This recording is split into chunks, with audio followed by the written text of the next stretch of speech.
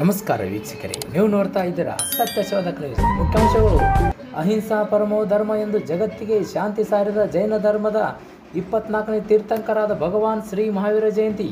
ಬಾಗಲಕೋಟೆ ಜಿಲ್ಲೆಯ ರಬಕವಿಬೆಂಟಿ ತಾಲೂಕಿನ ರಬಕವಿ ನಗರದ ಜೈನ ಬಸ್ತಿಯಲ್ಲಿ ಮೂರ್ತಿಗೆ ಅಭಿಷೇಕ, ಭಗವಾನ್ ಶ್ರೀ ಮಹಾವೀರ ಭಾವಚಿತ್ರವನ್ನು ಪೂಜೆ, ಹೂವಿನಿಂದ ಅಲಂಕಾರ ಮತ್ತು ಸಕಲ ವಾದ್ಯ ಬ್ಯಾಂಜೋವಿನೊಂದಿಗೆ ಪ್ರಮುಖ ರಸ್ತೆಗಳ ಮೂಲಕ ಬೃಹತ್ ಪ್ರಮಾಣದ ಮೆರವಣಿಗೆ ಜರುಗಿತು.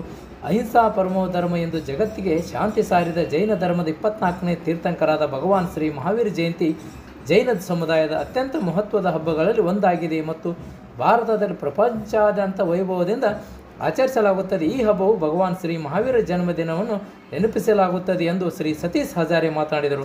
ನಂತರ ಎಲ್ಲ ಜೈನ ಧರ್ಮದವರು ಮತ್ತು ಭಕ್ತರಿಗೆ ಪ್ರಸಾದ ಸ್ವೀಕರಿಸಿ ರಬಕವಿಬೆಂಟಿ ತಾಲೂಕಿನ ಎಲ್ಲ ಜೈನ ಧರ್ಮದ ಸಮುದಾಯದ ಹಿರಿಯರು, ಯುವಕರು, ತಾಯಂದಿರು, ಚಿಕ್ಕ ಮಕ್ಕಳು ಹಾಜರಿದ್ದರು. ವರದಿಗಾರರು ಪ್ರಕಾಶ್ ಶಿರೋಳ್, ರಬಕವಿಬೆಂಟಿ.